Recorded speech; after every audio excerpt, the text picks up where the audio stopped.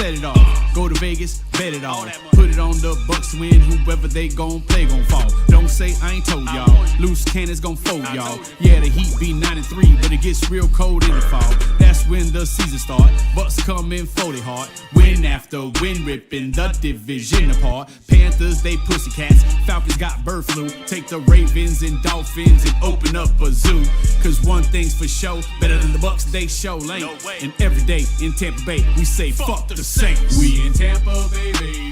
813 going crazy. Tampa, boy. This Bucs podcast be the greatest. Loose cannons blasting on them haters. And we in Tampa Bay, baby.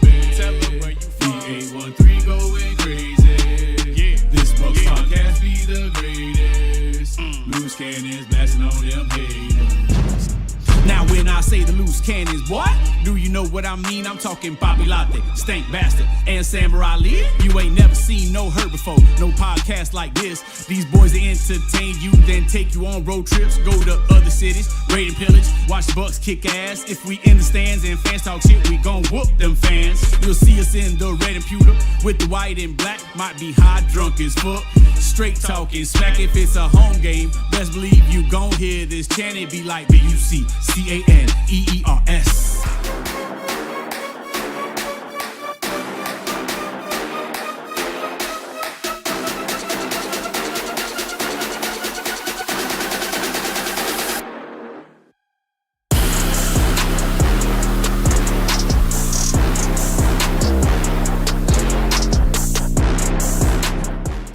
What is up, Bucs Nation? It is Tuesday, October 21, 2025, and you're watching the Loose Cannons podcast. I am your boy, the Samurai Ali, hanging out with Stank Bastard and Intern Vixen for tonight in the intern closet. Before I forget, make sure you guys hit that like button, hit the subscribe button if you're new, and don't forget to leave a comment after the show. And as always, you can check us out on loosecannonslive.com, our website, where you can watch or listen to every episode ever, as well as check out our free Tampa Bay Bucs Discord community and our Cannon Cartel, which is a private little VIP membership scenario, if you will. Also, don't forget, you can also listen to us on iTunes, Spotify, Google Play, and of course, Pornhub.com. Before we begin this show, special shout out to my oldest son, Kobe, turned 12 today. Terrible night prior to your birthday, but he turned 12 today. So happy birthday to my boy. Thanks. Happy birthday to your fucking nephew. Happy birthday, Kobe. Happy birthday. Speaking of pieces of shit, last night was the Bucs' second primetime game of the season against the Detroit Lions in Detroit. Monday Night Football. I don't want to say all marbles on the table, but a lot of marbles on the table. All right, and we showed up with no balls. Well, at least on one side of the ball. We lose ultimately, 24-9 in a pretty ugly fucking game. Stank. Before we dive into the actual game, let's talk about the gigantic Hall of Fame elephant in the room. Mike Evans, broken clavicle, collarbone in that game. Todd Bowles says probably out until the very end of the season. At the best scenario, which, we've seen other players do that. So it's not the end of the world, but pretty shitty news considering the 1,000-yard streak that he's always, been able to kind of, hold, put on his crown with. And it's sad. It's shitty. We haven't had, the guys all play together this year once yet. Him, Chris, Emeka, J-Mac, the whole deal. So it's pretty shitty news. And I don't believe it's the end of his career. I don't think he's going out that way. I don't even think it's the last time we see him this year. But a lot of shit, depends on all that stuff. So, that's probably the worst news to come out of that night. As bad as that loss was, that was probably the worst part of it. Yeah, absolutely a shit sandwich. Injury to insult, all that shit. All three phases take this L. Coaching. Both sides of the ball have to take this L. But I think we would have been feeling a little bit better about just the deplorable performance had we not lost Mike and potentially lost fucking what's Reddick. his face? Reddick Shoenka. So it Wow. dude, it just it leaves a really bad taste in your mouth. We should be feeling all excited about this week coming up, win or lose. If we went out there and put our best effort forward, I just don't think we did from the get go. And you can blame the offense all you want, but the defense came out dead. Detroit came right down the field, put 7 up on us, had us on our heels from the get go. Didn't respond. Offense had 3 straight 3-and-outs or 2 straight 3-and-outs, and just thankfully the defense held on by the skin of their teeth as long as they possibly could. But I don't want to hand out any pats on the back. Maybe to Yaya. I don't even know, bro. Like it was ugly everywhere. Everybody owns it. I don't think I give out any pats on the back individually. Aside from that first drive, I think the defense, to be 14-0 before we get that last minute field goal after the interception there before the half, that was pretty miraculous. If you looked at the stats, we were 0 for whatever we were on third down. We weren't moving the ball. The defense outside of those first 2 scores, I really think they fucking settled in. The first drive, it feels like they have to figure out what the team is doing to them. It's odd. And every single week, it feels like, I know it's stupid. Every single week, it feels like the opposing team uses a running back pass to open up their first drive of the game. It's happened 3 times so far in the 7 games we played. But other than that, man, I can't discredit what they were able to do. They were they kept us in the game, and the offense just had to do something, just anything. It just wasn't there, man. And it was that was the most frustrating thing, was like, we were better than that team that we were last night. Would we be better than the Detroit Lions? I don't know, but we were better than what we showed us to be, and that was frustrating as fuck to watch, man. That I don't know, man. It just felt, I don't know, it felt like a rusty team that hadn't played yet together. And remember we talked about it earlier in the year, how Grizzard looks like he doesn't have any idea what the fuck he's doing or any sort of plan as to how to attack the other team. It went right back to that after we had 2 really good weeks of a concentrated effort of what we were going to do. And we went right back to being, what are we supposed to do out here? No, we got punched in the mouth and he froze. And so did our offensive line and Baker.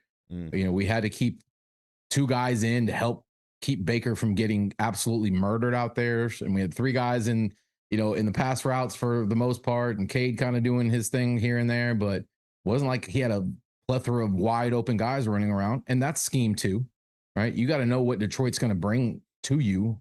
They needed this win as much as we did after what happened in KC.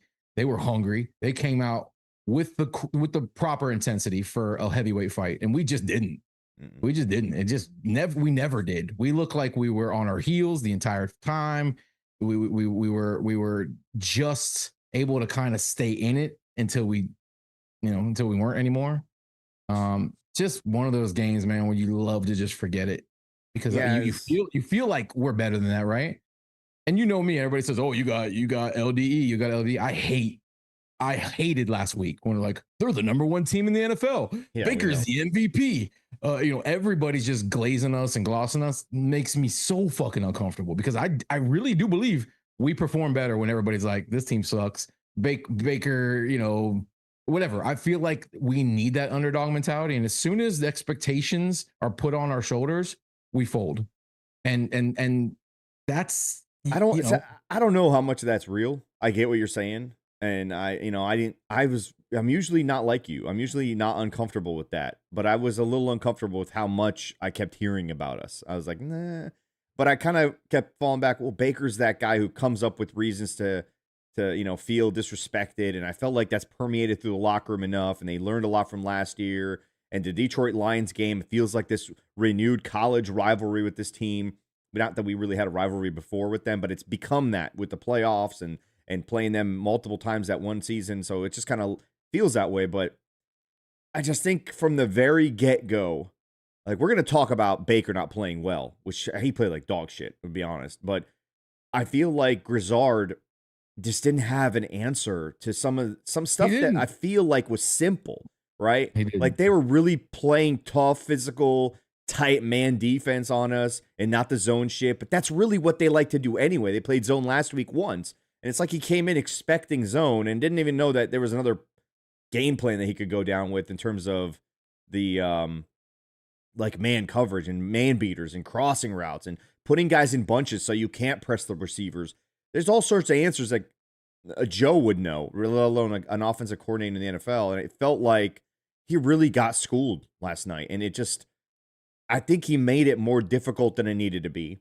And he definitely didn't make it any easier than it needed. I mean, 50 times, throwing 50 times when you're only down 14 points at one point, and it was, I think it was 11, then it was like 5. He shouldn't have been throwing 50 fucking times, dude. He made it difficult. Baker missed wide open receivers, 100%. Especially as the game progressed. At that point, dude, it just looked like it was street football out there. I don't know that these guys were running the proper routes at the proper depth. A lot of it was, when Baker tried to move the pocket, but he clearly was fucking shook as well.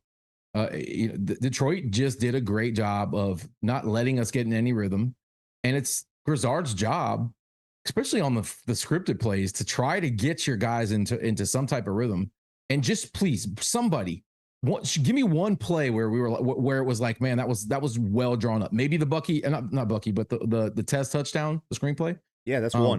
We rely way too heavily on screenplays. There's nothing intermediate and nothing over the middle at all. At least designed anyways. Nothing schemed, Stank. Nothing is schemed open. That's like, I watched all these other teams.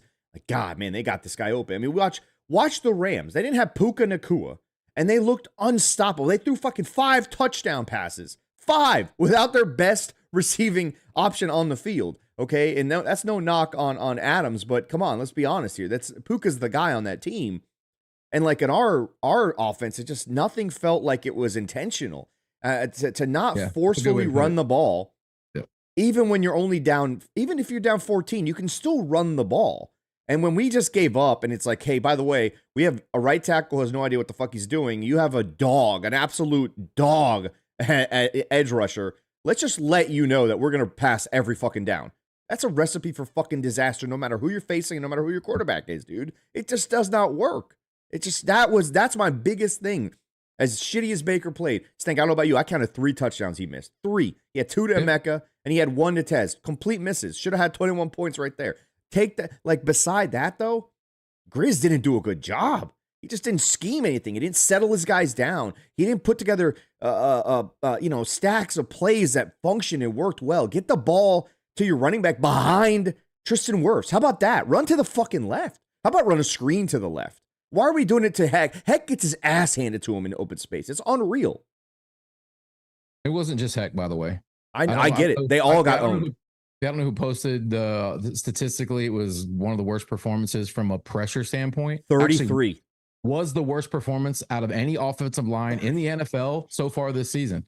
So it's impressive to be that bad. And yeah, we've got moving pieces and once again, got a new guy, who hasn't been in there a while playing guard and whatever the case may be. They had to know what was coming, right? No excuse. So why not use Detroit's aggression against them? People do it to us all the time, especially when Ty gets really blitz happy.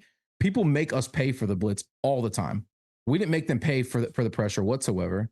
We didn't make them pay at all for all the man coverage they ran when they ran it. And I guess it was about 50-50, but still a lot of the problem too is by the time the play call is in and there's one snippet where they showed Grizzard just like, country boy in play and bro, it's like, okay, there's 18 seconds left on the clock. And then Baker's got to do that, call the play. And by the time he gets to the fucking line of scrimmage, he's got 4 seconds left to survey the field and get the play off.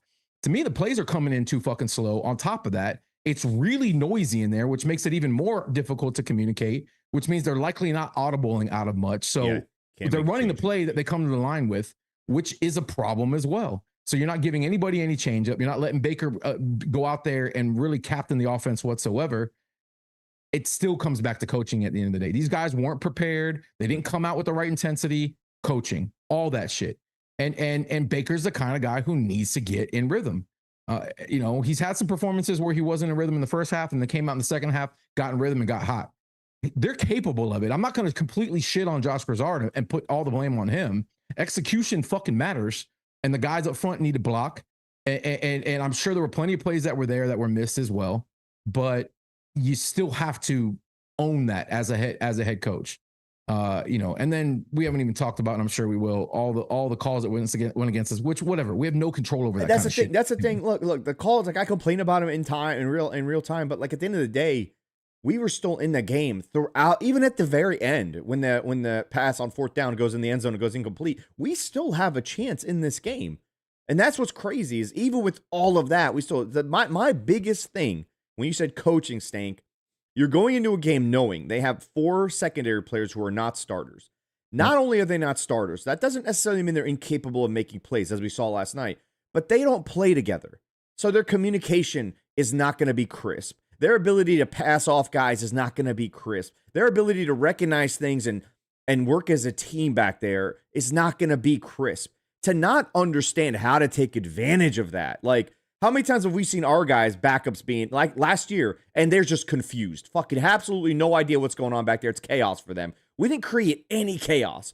Simple routes, wide receivers running into each other on some route trees. I mean, like leaking guys out for a 1-yard pass or a bailout pass to a running back with his back to the defense every fucking week. And like at some point, you got to question, like, what the fuck are we doing right now? Yeah. How are we not running crossers? Why are we not in a bunch formation where, one, they can't press, they have to naturally play off, and you're requiring them to pass guys off? They're naturally going to make a mistake at some point just by stats alone. Like, they're going to accidentally have a guy leak out. With all that being said, dudes were open. Baker wasn't good. He felt the pressure early, especially in his face, and the whole offensive line played like dog shit on top of it all. Play like dog shit. The juxtaposition too, watching Detroit's offensive line and then watching ours, and we got to golf, by the way. Our blitzes were getting there. We put some pressure on them, but they were just physically manhandling at times. There was none of that. It was just fucking chaos. And Baker just can't play on his feet. He already has a height, issue in regards to being able to see over the line. He kind of needs to have lane to throw into. It was just chaos. It was chaos. And again, to defend Grizzard even more, because I love the shit on the guy. So I feel like I need to reel a little bit of that back in.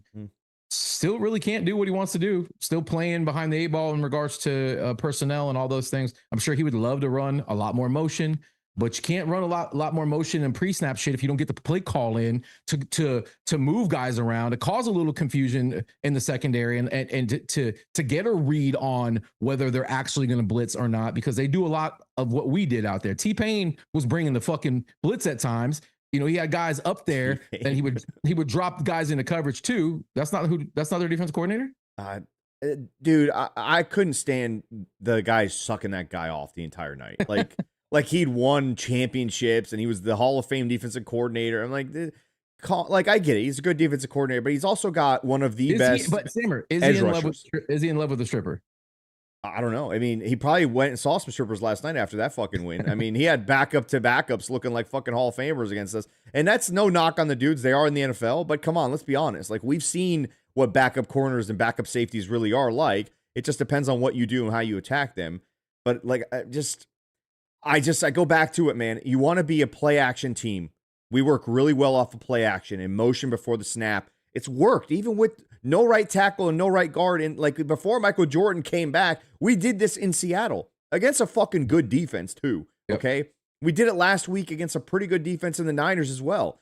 We did it with a backup right tackle and a backup right guard. Sure, they don't have Hutch, but we were running motion. We were doing things that made sense and created play action, and we stuck with the run.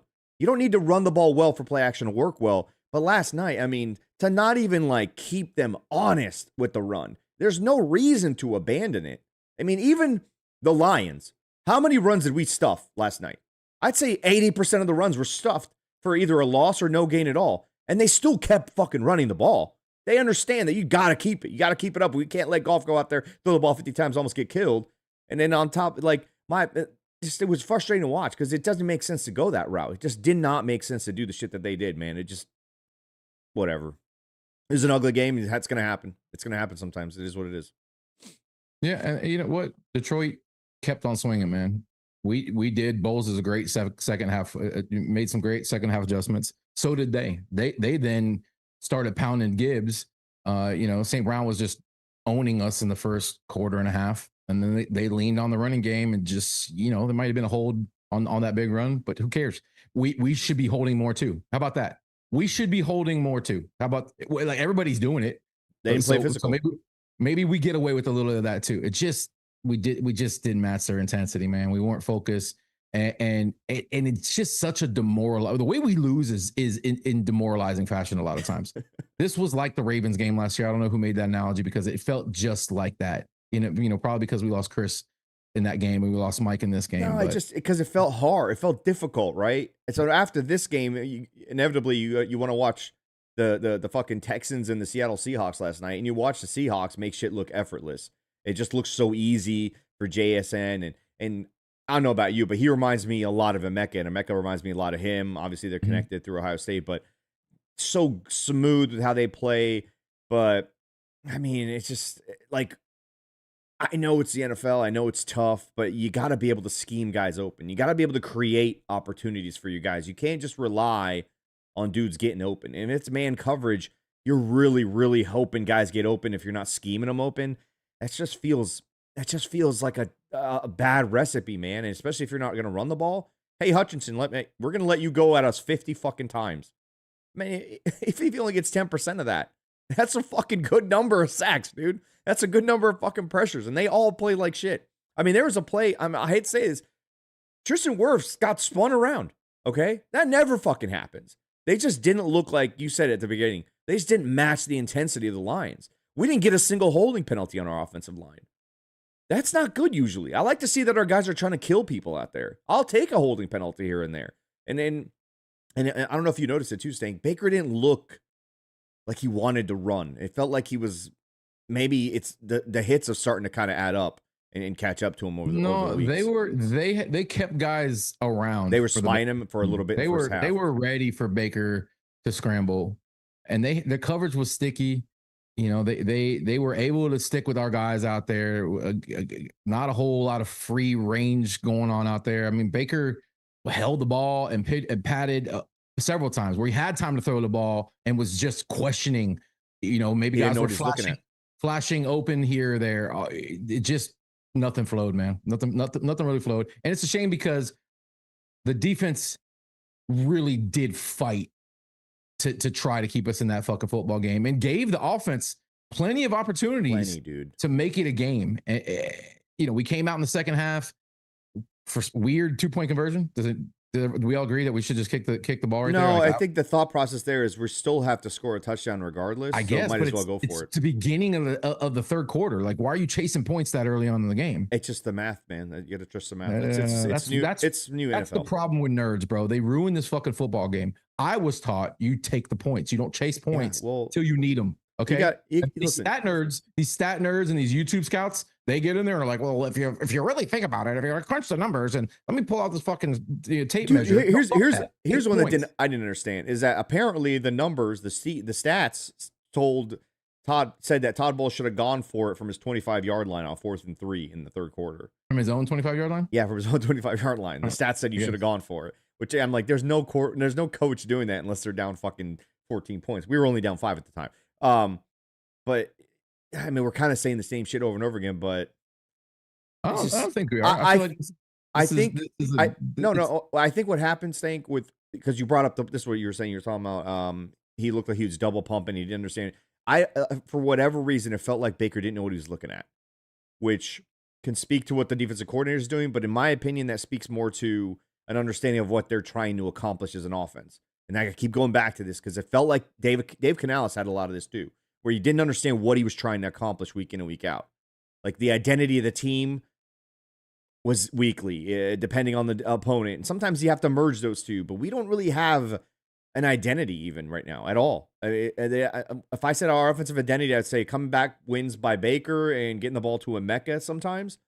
There's no real identity to what this team is, and you couldn't tell last night what the game plan was. There wasn't a whole lot because we had to keep 2 guys in to help, and because of that, you got 3 guys rolling around in there, and you want to run the ball. One of them's a rookie who had 1 catch going into this game, a journeyman, another small guy, and Emeka who probably wasn't 100% out there. They played. They get paid too, right? Detroit played it very well, played us very well. They took away most of his outlets. or we took away our own outlets by having to keep him in there to help protect Baker. And this wasn't a whole lot of opportunities for him to, make wide open throws. And so he had to kind of throw guys open, and he just was off on top of that, man. But some of that stinks. When you got to keep those guys in, you're saying, listen, we already got these blockers in. Why don't we run the ball? Like, you don't have to get 150 yards on the ground. Like, I hate to give this motherfucker any compliments, but Liam Cohen gave us a pretty clear identity week in and week out. And as much as we struggled at certain times with him, which wasn't too often, but we had a couple of games where it didn't look like we knew what we were doing, you still kind of saw the objective at hand. We went into that Kansas City game with no wide receivers, and you could tell what their objective was. Let's run the ball, quick passing game. Grizzard, like, I don't see a conscious, what are we trying to do tonight? Are we trying to get the ball out of Baker's hands quickly? Liam didn't have to deal with the fucking offensive line being in shambles like Grizzard has. Okay. We also have our best weapon, Bucky. He had him all season last year as well. Maybe he wasn't 100% at times, but missing Bucky, which I thought we were really going to miss him over the last 2 weeks. And we had some pretty big offensive performances, but we missed him this week. Like, we need that guy. We need some juice out there. We missed the ability to get him the ball, but I can't imagine what he would have done or had done to him if he was the guy in the backfield trying to help save Baker's life on so many of those plays. Yeah. Like, I mean, we had moments where what's his name? Rashad was actually up behind the center helping those guys block, and then he would chip on another play, and then a tight end would also chip. Dude, did you see Tez Johnson chipped him a couple of times on his way to a route? Like, we were trying everything, and there's still moments that he had enough time to get the ball out, and guys were open. So it's not all, on Grizzard, like you're saying, but just... I have this saying, and you guys feel free to use it. It starts up front, okay? That's been a saying I've had since I started watching football as a wee lad, right? If it's not working up front, and you're having to do all this extra shit to help your offensive line, and it's still not working, by the way, even with 7 guys back there and trying to pick up this blitz and that blitz, Baker was still not able to sit back there and throw, take his time, even with all this additional help. Recipe for what we saw yesterday, really. That's what it comes down to. Listen, the silver lining in all this stank is that there's not one. We get to take belt to ass at the Saints, right? We get to take out the frustration on the New Orleans Saints this week. Okay, last year we had a pretty frustrating loss against the Falcons before we went up there and dropped the 50 burger on the Saints. So we haven't lost 2 in a row. We've only lost 2 games total. So I thought we bounced back pretty well after the first loss of the season against the Eagles. So I think it's one of those games where I don't think it's an ugly game where you throw the tape away, but there's a lot of lessons to be learned in this game, especially for a guy like Tez Johnson. I tweeted something earlier about this. I don't want to harp on him. He's a rookie, 7th round pick, all of these things. But when you're out there, man, you got to know what you're supposed to be doing. Like, I know he's a rookie. There's a learning curve, but you got to know what you're doing. And multiple times, the ball's going one way. Baker's reading something. He's reading something completely different. And another time, he's running into fucking wide receivers on his team. Like, dude, there's no way those routes are designed to end up together. You're not out there fucking playing hopscotch or whatever, or what's a 2-handed game? Maybe jump rope. Yeah. Anyway, whatever. They're not supposed to be ending up together. What's the game where you drew it on your sidewalk and there was like a square and you would throw hopscotch? Something? Is that hopscotch? It's hopscotch. Yeah, it's hopscotch. Is that a 2-person game? I feel like Vixen, big hopscotch girl. Hula hoop girl. Hula hoop. Did you grow up in a hopscotch town? Y'all had like hopscotch tournaments? Yes, and hula hoop tournaments as well. Why not? Are you a hooper? Yeah. A hula hooper? You mean? And no one says hooper like that. Yeah. I'm like, yeah, basketball. Do, bro. What? Hey, listen. Is that what that means? Out here on these hula hoop streets, we call them hoopers. Hoopers. Hoopers. Right. Okay. So when Katie and them are basketball stole it from hula hooping. Yeah. It's a good workout. I don't know what other topics we had to discuss. I don't know. I know that we got voicemails, and I know people are pissed. Bucs fans fighting Bucs fans. You and Latte out there pulling each other hair out on Twitter today. It's been ugly. It's been ugly, and I know you guys are hurting, right? And we get the opportunity to get it off our chests, okay? Because nobody wants it on their chests. Sometimes you want it off your chest. So this is what this show is really about: getting it off your chest, getting it out of your system, taking the poison out. Before we do that, though, King Cook does make a good point, and something I forgot to say too is, on that play where Tez ends up running into Mike. If Tez takes his guy the way he's supposed to go, one of those dudes is wide open. And just that's again, it just, how much can you blame the rookie wide receiver out of the 7th round, right? Who's also not been playing too much. And how much of that is coaching? How much is that? Multiple times last night and throughout the season, the depth of our routes don't make sense. The only guy out there running correct depths on his routes, by the way, is Emeka, a rookie. Everybody else, it's like a hodgepodge of shit. Like, why are you running a yard short on 4th and 7? Why are you running 3rd and 8? You're running 5 yard. Like, what are you doing there? You got to know where you're at. Some of that is timing with the blitz and all that kind of shit, but it's just intentional. Tez comes off as that guy who's just out there wilding. He's just, but you can't do that in the NFL. Can't do that. Even on the touchdown catch last week, it's supposedly, he kind of changed his own route and found himself wide open and we scored. Tez but that's a read though. That's a read that you're allowed to make. Yeah, I guess so. So I actually saw a funny post on Twitter earlier where it said that it had a replay of his touchdown and how he looked like he was a Madden player, like on controller. Yeah. In the game. He hit all the buttons. I saw that too. Hey, do me a favor. There's a lot of Lions fans in our chat, and you know what? You guys deserve it. Talk all your shit. But if you guys could all do us one favor, just post a picture of your Super Bowl rings in the chat. Just do that for me real quick. Or maybe not rings. Go ahead and post a picture of your Super Bowl trophies. Just real quick. Just for everybody to see. You deserve it. This is your moment. Show us all the hardware. Go right now. We might be waiting for a while. And yes, or hear me out. Donate $13 to the Mike Evans Foundation. We'll get to that. Family Foundation. I was going to say, but King Cook is right, 100%. So 2 things I'm looking for now. How will Tez correct this? But more importantly, how will the coaches correct this? Will the coaches correct this? Some of that is like, Tez doesn't know what he doesn't know. And he's going to make mistakes. He did get his ass chewed out, it looked like, a couple of times on the sidelines there. But Tez is going to be playing a lot more than he thought he was at the beginning of the season now that Mike Evans is gone for at least week 16, 17, who knows, maybe the first week of the playoffs, I don't know. So Tez is going to have to play an important role. He's going to have to know what he's supposed to be doing out there. You can't athlete guys out in the NFL. That's very rare to happen. I think the only guy I could probably say he's done that is maybe Randy Moss and Megatron. But you're going to have to run crossing routes at the correct depth there, kid. You're going to have to be running out patterns at the correct, spots where you're supposed to be. What the way Baker and Emeka communicate kind of silently, that's going to happen now with all these other guys. The way he does it with Shep. By the way, Shep, worst game of his fucking season so far. Not even close to a good game. Yeah, it was the worst game for a lot of people. A lot of guys, yeah. I mean, Christopher Apple says intro music still playing, Sammer. You know what? I promise you. Listen, I'm going to make it my duty, right? I'm going to make my duty. By the end of the year, that's not going to happen anymore. All right? We still got 10, 11 more weeks to get that fixed.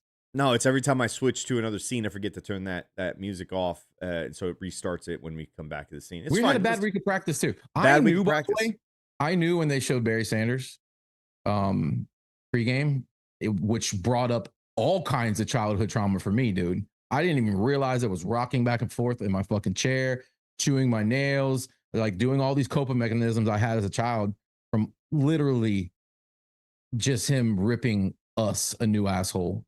In the most spectacular way, by the way. Most spectacular player of all time, favorite non-Buck of all time. But once they showed him, bad omen. I was like, we're fucked. We're fucked. Barry's in the building. Listen, it's time for these voicemails.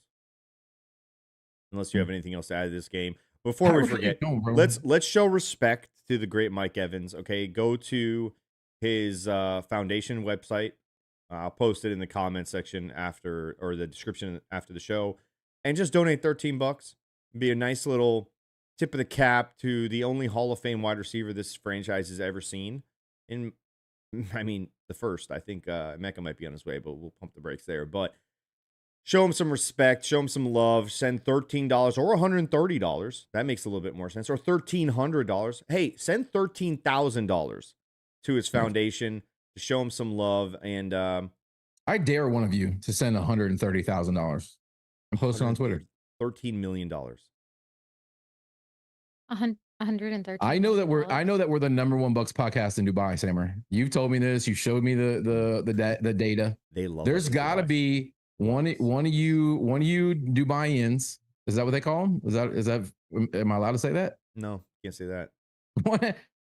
Dubaians. No. Dubaians? No. What do we call them? Not Dubaians. I never. All right, one of you dubs up there. Doobies. All right. You doobies. One of you doobies, bro. Get off of your fucking paycheck, bro. That's not even a paycheck for you. All right. That's play Just around go money. ahead and get off that shit. And in honor of, you need to put that in the comments. In honor of loose cannons, 13 billion. $13 billion. I mean, dude, Yep. that'd be pretty. 13 trillion says AI. Do it, dude. AI or Al. Do it, dude. Doobians. $113.13. Should we do 113 or would it be 130? You can do 13. Really, there's no rules. What? There's 1 and 3 in there. Okay. So I guess it makes sense. Should it be 113 or should it be 130? Whatever. Let's do You're these thinking voicemails. too much. Yeah, I'm trying to make it make sense, but you know what? 13 cents. Right. If you have the bank account of Jonas Steckler, 13 cents. I don't care. Anything is better than nothing. And yeah, listen, I do hope we see the Lions again. I don't know about you, Stank, but I want to see them one more time. Them and the Eagles. I just want one more shot. Give me one more shot of those fuckers because I know that our team didn't play. I mean, if we continue to do what we got to do, win this game, which we really is a must-win game because losing this game is bad. I don't know if you guys knew that. All right. Losing this game would be bad. So it kind of is a must-win game because we have no business losing this game, but it is a fucking division opponent. They're taking out all. Do you see that anger Baker directed at that fucking dumb ref at the end of the game? He's gonna carry that all the way into Sunday. All right, I'm gonna let him know my son wins his championship game on Sunday. They'd be like, "Hey, it's full go, Bake. Go fuck him up, belt to ass, do the whole thing, grab crotch, go up to the kids on the sideline for the opposing team's family member, just push the fucking kid, like do whatever the fuck you want, man. Make sure we win this fucking game, and make sure we win it convincingly and embarrassingly for the other fans. That's all I ask. Is that too much, Stank? Is it too much? For Mike. Do it for Mike. Do it for Mike. That should be the rallying cry this week. Do it for Mike. I mean, it's the symbolism that we're playing the Saints this week. Mike's history with the Saints, him getting the record against the Saints, all of the fuckery that's happened in that building because of Mike. It should be our rallying cry this week. Do it for Mike. Okay. Get this fucking dub, go 6-2 in the bye, get a little healthier, get a key back. 6-2 Who knows? Dubai. Yeah. 6-2. All right. Let's people are annoyed I haven't lit the cigar yet. It's called edging. David Stackman. All right. Just because you're used to busting right away doesn't mean I'm not here to teach you lessons. All right. Sometimes you got edge a little bit. Okay. All right. Well, we're gonna do these voicemails. We got more than we usually do, so let's knock these out. Hey fellas. Hope you guys are doing well. Just sitting here reflecting on the game last night, thinking about it, and I kind of came to the conclusion that I don't really give a shit that we lost. More so, I was up all night sick to my fucking stomach thinking about Mike not hitting his 1K, him being potentially out for close to the rest of the season. But, I think just watching that happen, you got to think to yourself, honestly, fuck that game. Fuck Mike's 1K. I'm sure he won't give a shit if he comes back. We fucking take it all the way and win the Super Bowl. So I think that's the best case going forward is like the boys got to rally behind. Think about Mike, play for Mike. And when you guys get to the dance, just fucking light it up, man. And if Mike does come back, I'm sure that 1K will fucking pass him right by. It won't even matter if he gets to hoist a Lombardi at the end of it. Just my thoughts. Also, Buffalo native here. Just telling you that if you use ranch, that's a fucking criminal offense. Thanks, guys. What a great call. I don't know who that guy's name is or anything, but that was a good call. That was a very good call. And yeah. Listen, who was that? Who was that? Right. Who was that, man? The guy's name is Aether? Yes. Aether. Aether, great call. But he makes a good point, Stank. I think the 1,000-yard thing, okay? People might get really pissed off about what I'm about to say. I think it matters, okay? But in the grand scheme of things, I really don't think. I think it matters to Mike, but I don't think he cares if he doesn't get it at the expense of the team, if that makes sense. If he can get it and it's, part of the process, great. Is he going into every season making that his goal is to win a fucking championship? Yeah. Like, there's no question about that. And That's how I look at it, and I think fans maybe memorialize the 1,000-yard thing a lot more than maybe it should be, because I don't think he's going into that thinking that's what I want to accomplish and that's all. Like, he's trying to fucking win championships. He's trying to win games. He was more than happy to be at 130 yards or something like that those first 3 weeks he played, and Emeka getting all the shine, and they were fucking winning.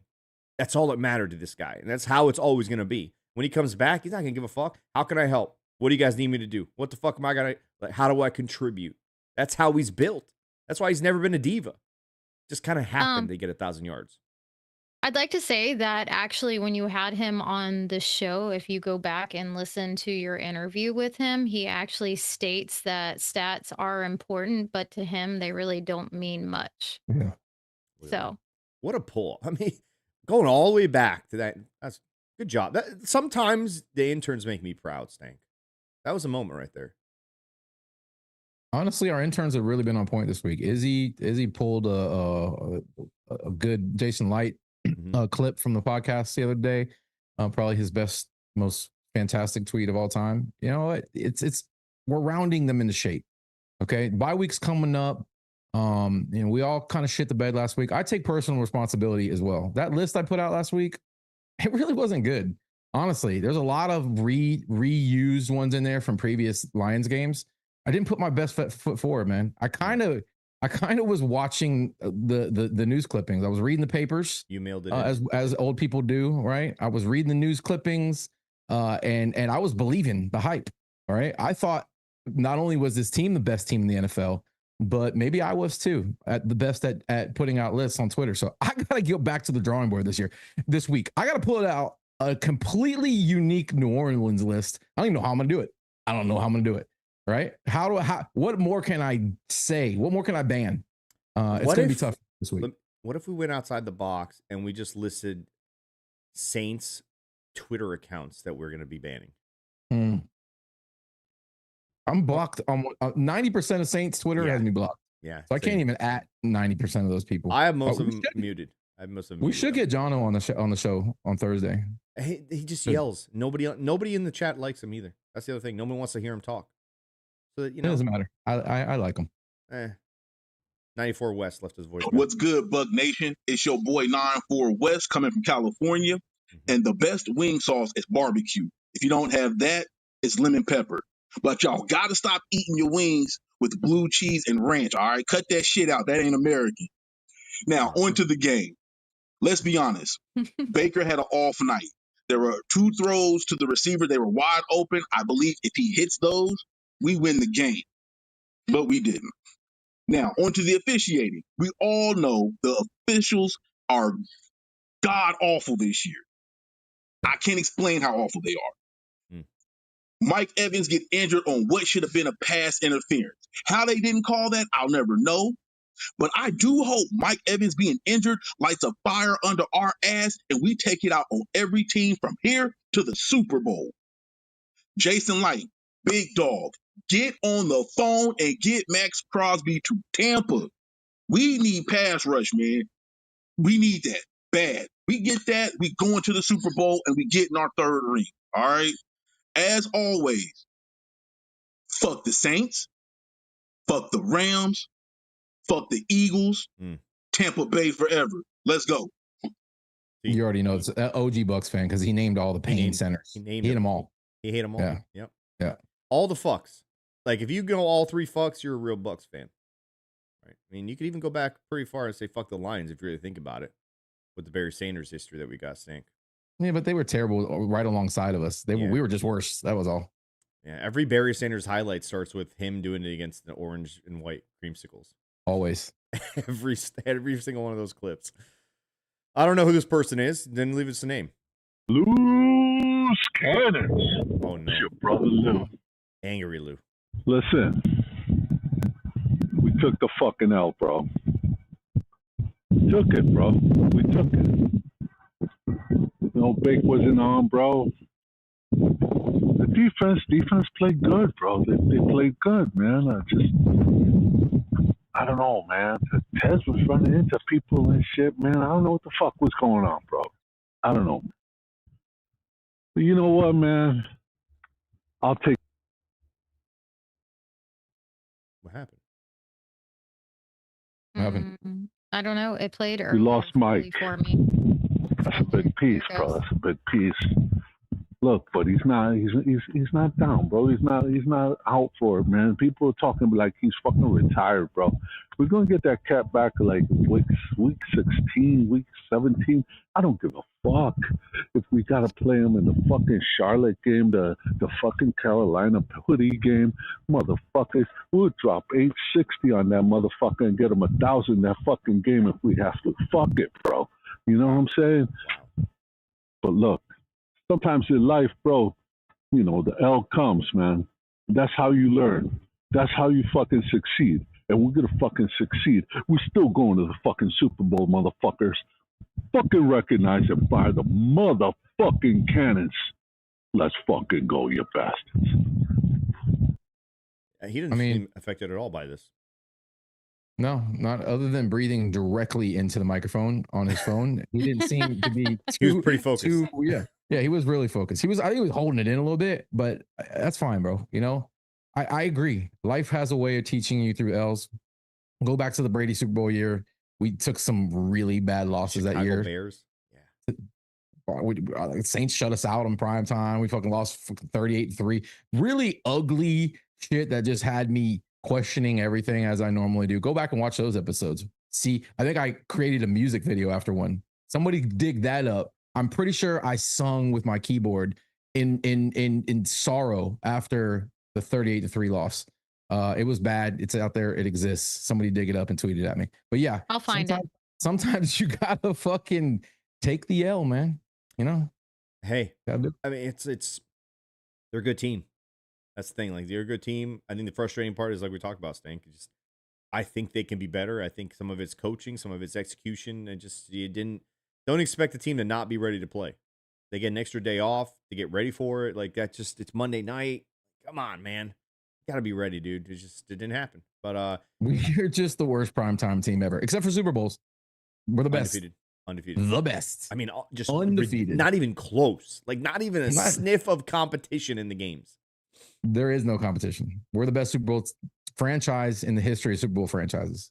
Stank, before we go to the next one, did you, on the play that Mike got injured, not only was he pass interfered with, and also that I kind of want to say that was a dirty type of play because he climbs over top of his back while he's in the air and kind of just rides back down. And that's the perfect recipe for, a collarbone injury. It wasn't dirty because it wasn't intentional, but it was wasn't intentional. It was interference. It was a shitty fucking way to try to tackle a guy. But did you notice that he actually did catch the ball? He caught the ball, I think he did. Completed it, and then when he rolled over and he was already marked down, he let go of the ball. Todd Bowles, I think in that moment, because of the height of that moment with the injury, I think missed the opportunity to challenge that play. And I think I would say in some cases, maybe we would have gotten that challenge. Last night, we weren't getting any challenges. And even if, what probably would have happened, we would have challenged it. They would have been like reception, and then we would have lined up, and then they would have been like, you know what? After we looked at it a second time, during the commercial break, I went and took a piss, and I looked at it a second time on my phone. Not a catch. Not a catch. Sorry, Bucs fans. Not a catch. It was definitely a catch. I mean, that's the thing. I think in that moment, it would have been a really big momentum swing because they had the wind sucked out of them. Incompletion. The injury happens. It kind of felt like when it happened to Mike in that Ravens game with the missed touchdown in the end zone when he pulled his hamstring really badly in the corner there. But if you can swing that momentum right back and get the ball there at least with that challenge, I think there was a missed opportunity there, in my opinion. And I'm curious why the guy up top who's kind of in charge of some of those calls or buzzing into Todd didn't buzz into Todd. So that was definitely a weird one. It was a weird one, bro. The NFL's got a real problem. And I think it starts with the fact that you got a bunch of juiced up old dudes out on the field. They think that they're God. That fucking TRT, the testosterone that those old referees are on right now, we got big problem, bro. I miss the fat old referees, bro. These stupid juice heads, I don't like them. I don't want them anymore. That guy got off every time. Could you just see? He was so happy to fuck us the entire game. He just took joy. That's the second time smiling. You could literally see the man coming as he was making calls against us. Yeah. Actual ejaculation during the speech on the field.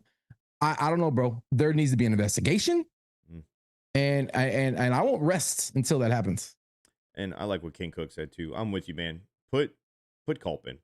Otten, he does well in games that don't matter, but in games that matter, his hands just get all flimsy. It's weird what happened. Devin Culp is the answer. Yeah, it's like I don't know, man. I like Cade Otton. I don't hate him, but there's just these moments in big games where his hands turn to fucking jello, or he just can't catch the his hands have been numbed with Novocaine, or like he's out there just Be honest though. Be honest, Sammer. You're still upset that he gave us the stiff arm in Seattle, aren't you? When we're like, Cade, come in, hang out with all these Bucs fans in this bar, and he's like, I'll be honest with you, I didn't know it was him. Can't do it. I didn't recognize it was him. So, and that's probably why he didn't come in, because he's like, this guy doesn't even recognize me. You're like, who are you? Yeah, I big time the tight end.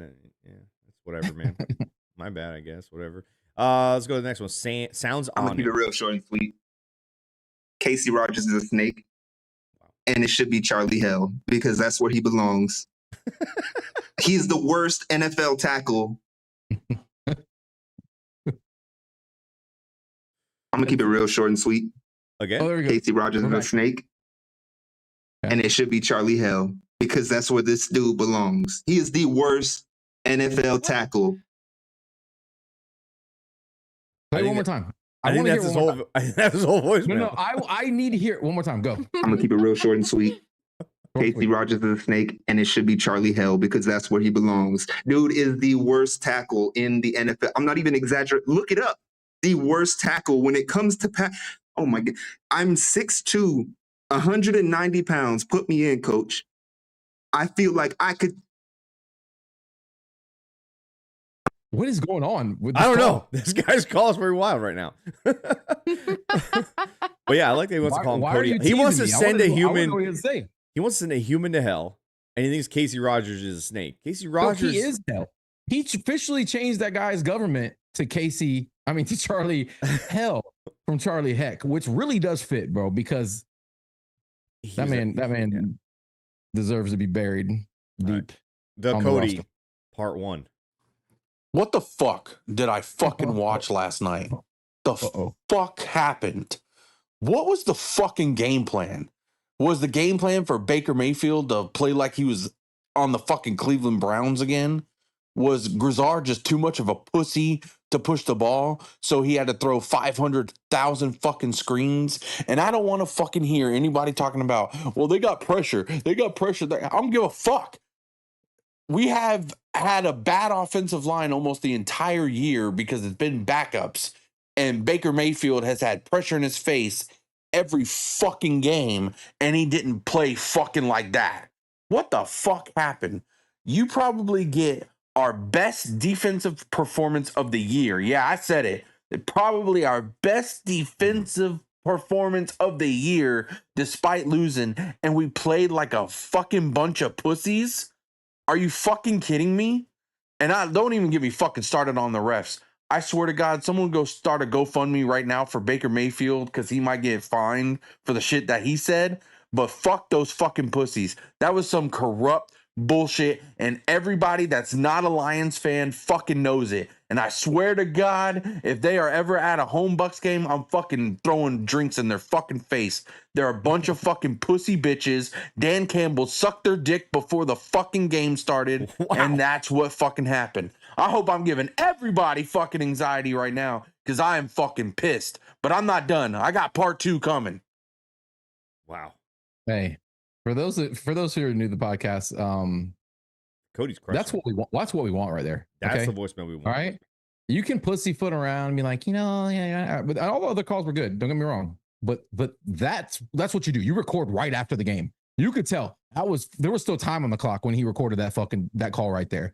That's what we want. We want fresh pain. I want to feel your anger, your rage. Okay. He wants to have a GoFundMe or beat up the refs or whatever he fucking said. He just said Dan Campbell sucked the refs' cocks before the game. I mean, what? I can't wait for part 2. I mean, this got to get better or worse. I also want to fucking call out some Bucs fans. There were some Bucs fans on Twitter that were calling Mike Evans washed and calling his body glass and saying that he needs to fucking retire.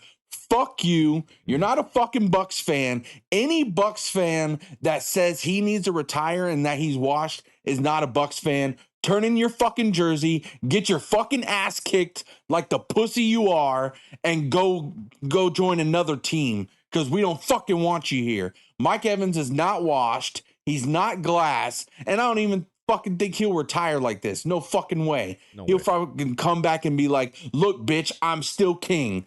Whatever. I didn't get the record, but I tied for the record.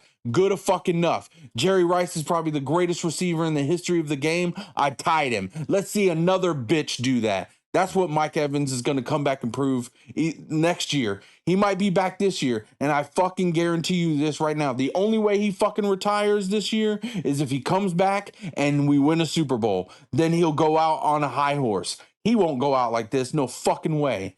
It sucks that he gets injured.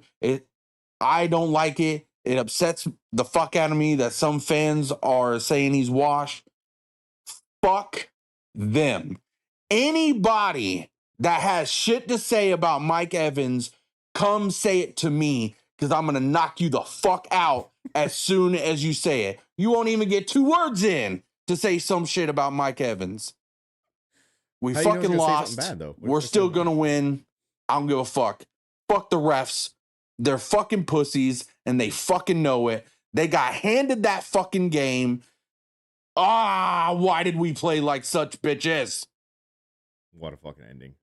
Somebody that works for the Bucs needs to clip that and play it in the fucking locker room this week. Okay? That's the kind of intensity that we should. I'm going to send it. I think you send it. All right. For those who don't follow V Cody on Twitter, do it. And on TikTok, he's extremely entertaining on there. Big dude. And you know what?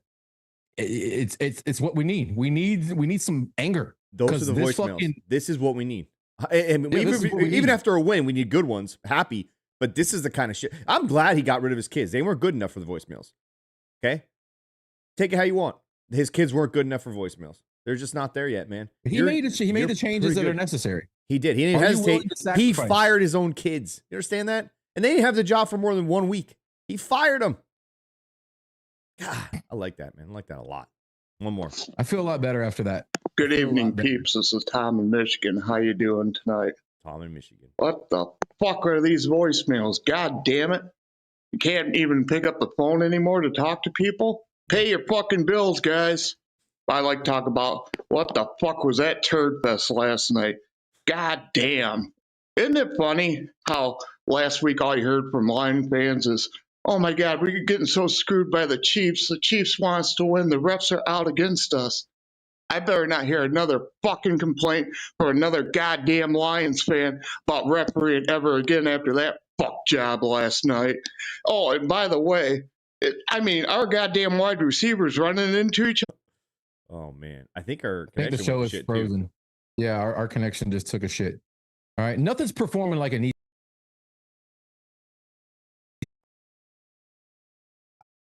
I'm not on Wi-Fi. I'm connected in. My Zoom calls are working just fine. I don't know. Well, I don't know. Oh, wait. Oh, I think we're back. We're back.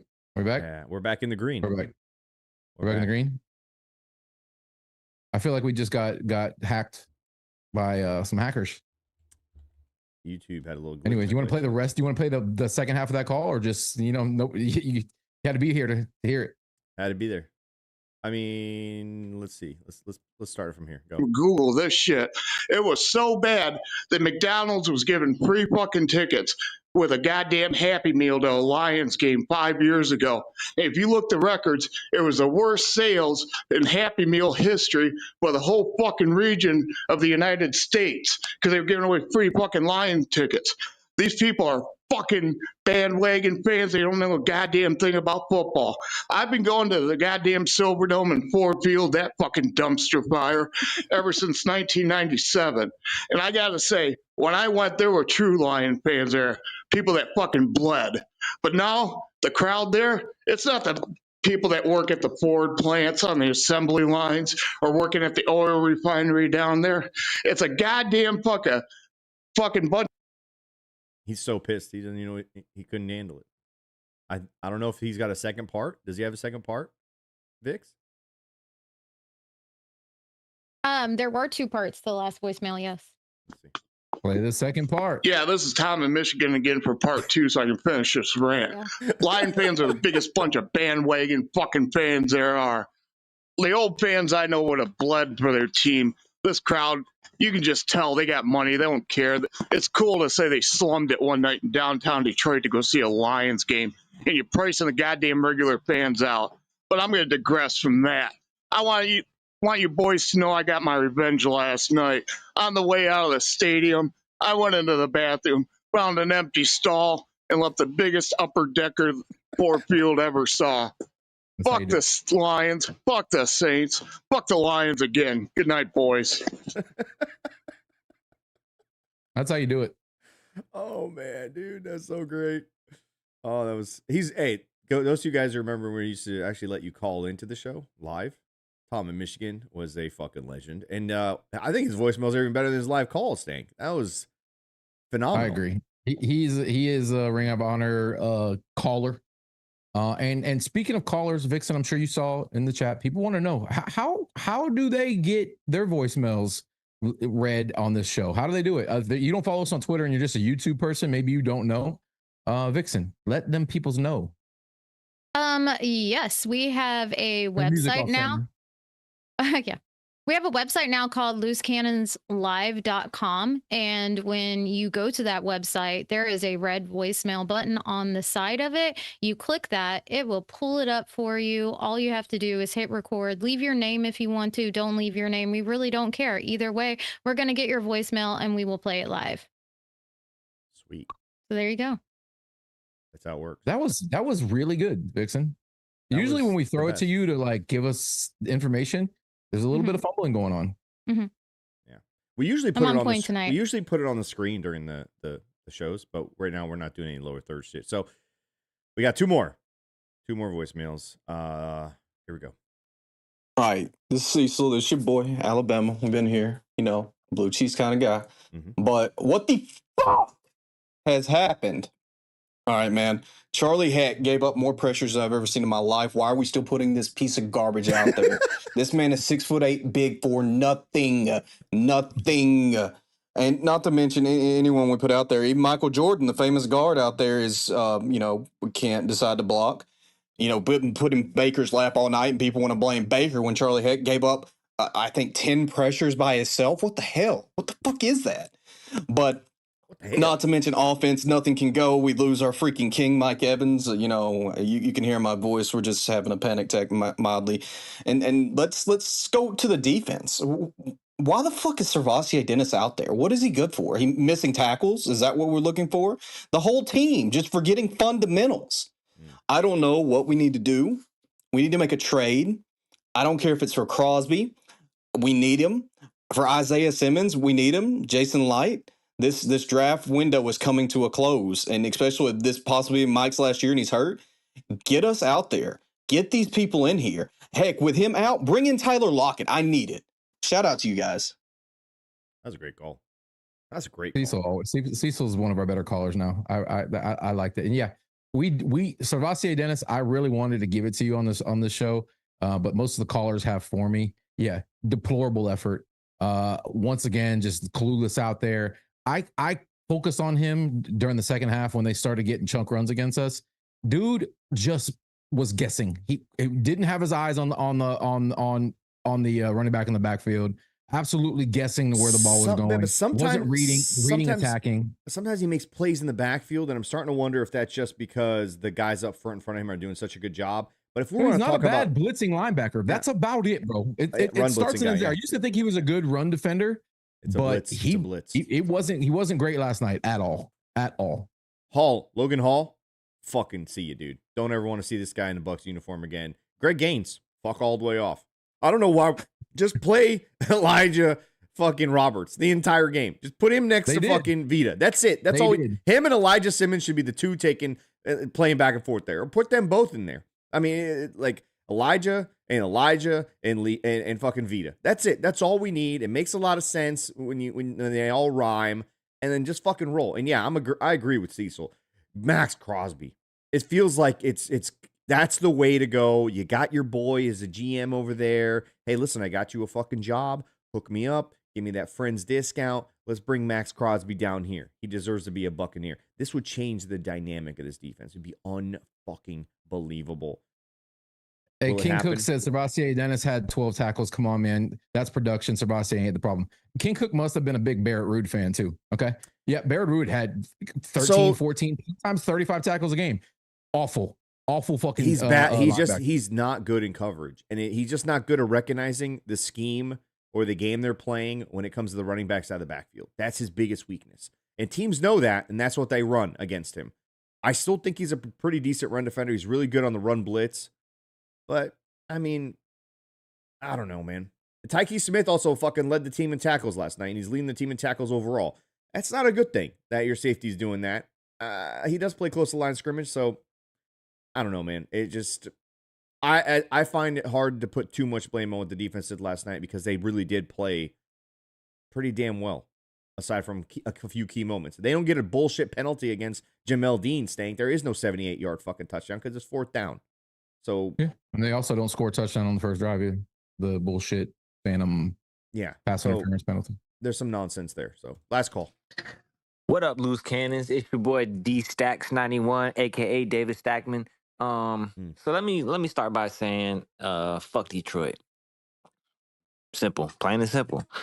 Y'all suck, bro. That was not a good performance by y'all. Y'all pussies average 29 or 32 points per game. We held y'all to 24. Y'all suck, bro. Baker sucked last night. Plain and simple. He missed several open receivers. But most of all, the refs, bro. Like the refs. I'm not gonna blame this whole loss on that shit, but there were several opportunities off of those fucking dumbass flags and challenges that were overturned on a second look that y'all challenged the wrong part of the play. How fucking retarded is this motherfucker MCDC, aka Dan Campbell, aka the biggest fucking pussy on the whole goddamn field? Like, bro, you literally challenged the wrong part of the play. You tripped Baker, wasn't called. K. Dotton caught that by something because you all called it an interception, but it wasn't an interception because K. Dotton still had control. What happened to offense winning the tie? Then K. Dotton had that first down. Amon-Ra St. Brown literally led with his helmet into Jamel Dean, and then Jamel Dean gets called for the foul. That was the fucking play before dumbass Jahmyr Gibbs went for 78 yards. We stopped y'all on 3rd down, bro. That was a punt. That play doesn't even count. Take that 7 points off the board. Weak ass bullshit. This was the dumbest shit I ever seen in my motherfucking life. Still 5-2. Suck a nigga dick. We on this shit. Let's go. On to New Orleans. Fuck the Saints. Fuck the fucking motherfucking dumbass. What I can't even think of any dumbass names. The pussies, Lions, whatever y'all call them in Detroit. Motherfucking stank ass city y'all live in. Pussy ass bitches. On to the next one. Also, prayers for Mike Evans because that was tough. What a great call. That was kind of all over the place. Exactly what he said. Especially the end. And that was fucking phenomenal at the end. So it just motherfucking fuck the motherfucking fuck. What other show can you call in and be yourself, man? Huh? What other show can you say we don't bleep the anything. words he just said? We don't bleep anything. We don't care. Say whatever you want. Okay? Come on here. Get it out of your system. Get it out of your system after a win. Get it out of your system after a loss. We're here for you. I mean, Stank, listen, I'm not a proponent of blaming the refs and complaining, but it seems to me that if you get fucked and then you complain the entire week, the next week the referees make it up to you. The Lions showed that that's the template. The Chiefs have shown that to be the template. I believe the Bills have shown it to be it seems to be the way to go. I'm not going to be leading the charge, but I think somebody has to. I think Baker cussing out that ref at the end of the game was fucking phenomenal, by the way. People want to shit on him. He had a pretty shitty day. But you know what? Telling that ref he's a piece of shit on the way out, that means something to me, man. That means something to me. That's a voicemail he should have left for us, by the way. He should have walked up to Charlie Heck and cussed his ass Cussed his out, too. Maybe he did in the locker room later. Dude, man. I mean, so before we end the show, I'll ask you a question. Do you think, Stank, I don't know what the Hassan Reddick injury is. I don't think we'll have an answer before Wednesday. So, do you think that there is a legitimate scenario for the Bucs to bring in an outside linebacker or a wide receiver via trade or free agency. Yeah, if this is a long-term injury, I don't think they have a choice. I doubt they're going to make a splash and get Max. But I mean, we have a connection there, but they're going to ask for a lot, and I don't know that Jason's going to be willing to give up what they want for Max. Not to mention taking that salary on. It just doesn't seem like a Jason Light type move. Seems no, I don't think it. But they do need bodies in there because after Hassan, it's ugly. I mean, ugly. And I talk a lot of shit about Hassan, but he's vastly better than anything we have. Braswell, please tell me a play he's made all season. Yeah, he has some plays, but it's nothing impactful. But last night, the biggest thing I hated was we were doing really well with our front four, and then all of a sudden we pulled them. The entire defensive line was out in the first quarter after the second possession, and that's when the Lions just kind of did whatever the fuck they wanted. Zero pressure, ran the ball no problem. And so the drop off from those guys to whoever the fuck is underneath them, especially on the outside, it's a major problem, man. And I don't think the Max Crosby thing is unrealistic. And I think when you bring in a guy like that, you renegotiate that contract, you put something in place. We have the guys in the front office to figure that shit out and make it work. And he is a guy you'll keep long term, so you will be paying him. But I like the Isaiah Simmons option. There's a couple of guys up in the New York Giants. Hell, Quinnen fucking Williams with fucking the Jets. The Jets aren't going anywhere. They got to get rid of some of these assets they're paying. They're going to be rebooting that thing hardcore. Go get some guys like that. There's tons of teams that don't have shit going on. They're going to start selling some of these assets off. I mean, I don't think it's out of the realm of possibility. If this Reddick injury is going to be more than 5 weeks, I think the Bucs have no choice but to do it. Otherwise, they're not believing in themselves.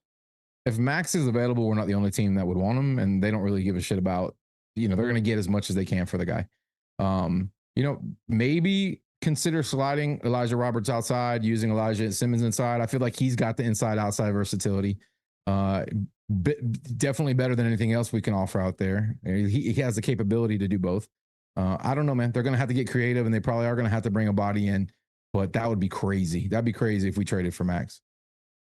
I mean, if you truly believe in this team, right, and you understand the value of what we saw it last night, that Lions defense is decimated on the back end, and Hutchinson made them so much better because of the fact that he just rushes everything you want to do. That's massive to a team, man. When we won the Super Bowl, Shaq Barrett was unbelievable. JPP, unbelievable. Probably not by JPP. Shaq Barrett's still available. By the way. Enough with all that. Yeah. No, sure? But so that, I think if you really believe you have your window and it's this, you have a chance. And I think with the record and the way the NFC is kind of pretty open, there's not really a great team. There's just kind of a cluster of really good teams, us included. You go and make that fucking move. You go and do what the Packers did. You say, fuck it. Let's go get a fucking piece that we know we can keep, and let's fucking roll the dice and go, man. Let's go get that championship. I you know what? I don't think Light's been in a position to do that before because he had Tom Brady. That was a big time move. But I think this is the first time where he has a window of opportunity where he can go and get it, and it's not relying on a Tom Brady buddy or something like that showing up wanting to play for us. I think this. I hate to say it though. I really do. I think one of the deciding factors is the health of this team. Like, we just continue through attrition to lose starters. And you can say our window is open, but it is slowly getting smaller and smaller and smaller with the loss of, we have legitimately fucking incredible talent that isn't coming back and playing this season. There's no Cansey. Malk's not coming back. Who knows when Gedecke's coming back? Hopefully he comes back soon. Who's Mac? What? You said Mac's not coming back. Malk. Oh, Mock. Yeah. I mean, realistically, after the bye, Chris Godwin possibly and Luke Gedecke changes the dynamic of the offense. Chris Godwin might finally be able to rest through what I think he should have been resting. He should have never been playing, in my opinion, before the bye week. I think they kind of let him get in way sooner than he should have. So you do have a really good potential of having a pretty good set of receivers, and those guys getting, a couple of weeks under their belt already, going into another week. I don't hate it, man. I don't think I don't want to, shit on Mike Evans, but we've done this without Mike this year. He really hasn't been out there. He hasn't been as productive because of the way the offense or the defense have been playing him. It's been all a Mecca getting those shots, right? I think the Bucs can pull it off, man. I think they can. If those guys are coming back and you know that they're coming back, you go make that fucking move, man. Fuck a first round pick. You're not going to be in that defensive end or elite rushing edge guy anyway at the bottom of the draft. Just go get him. Go get him. It's worth the first round pick. Oh yeah, so Cali Buck says Godwin's not coming back. I keep seeing that, by the way, on Twitter. Chris Godwin's coming back. Okay, he definitely needed some more time to recover from the surgery and work his way back into condition to play, and then he sustained the shin injury or whatever, not associated with his former injury. That guy's coming back and playing. You guys need to let that sink in. Chris Godwin will be back, and eventually J-Mac will be back. Don't know when, but he will be, and we'll at least be at fighting weight again, hopefully, and maybe, who knows? 13 comes back towards the end of the season, and we continue to fucking hold court in this division and win the division, and then all bets are off at that point. That's why I'm saying, man, if you think a first round pick will give you Max Crosby, then it's worth you're not going to draft Max Crosby at 20 plus. You're just not. You're not going to find that fucking guy. So you know what? Give the first round pick and just go get him. If that's what it takes, that's what it fucking takes. I guarantee you, not a single Bucs fan will say, oh, it wasn't worth that price. Maybe one guy, maybe Rendax. It's not worth that price. Dude, it's a fucking first round. It's a pick. It's like a draft pick. If you give up a fourth rounder with it too, fuck it. Go ahead, man. Go ahead. Yeah, Rendax used to get milk delivered to his doorstep. It's a lot of money to him. Paying more than 13 cents for a refillable milk bottle is a lot. So I get it when a guy like that's like, that's a lot of money. But it's more than that. It's the commodities you got to give up. It's draft picks, which Jason doesn't typically like to come off of. I don't think the money's really the issue. I think it's the draft picks that are the issue. Yeah, but he's never been in a position to where if he gives it up, he's really elevating a team to a next level. He's always been in, we're building this team. We're building it around this. He's never had to trade for that guy. He had JPP and Shaq Barrett. He's never truly been in this situation. So yeah, he doesn't like to give up draft picks. I hate when people say that, but it's not apples to apples. This is a completely different situation. Fucking go get him, dude. The good old days. Rendax in the chat. All right, hey, listen, we've been here fucking way too long tonight. Make sure you guys hit the like button. If you're new, hit that subscribe button, please. We absolutely appreciate it. Yeah. And show us some love in the comments. We got another show on Thursday. It's a Fuck the Saints show. Call in right now, right? You listen to this show and you're like, I want to call in. I got a lot to say. Do it right now. Should we make that show a live call-in show? I think we should.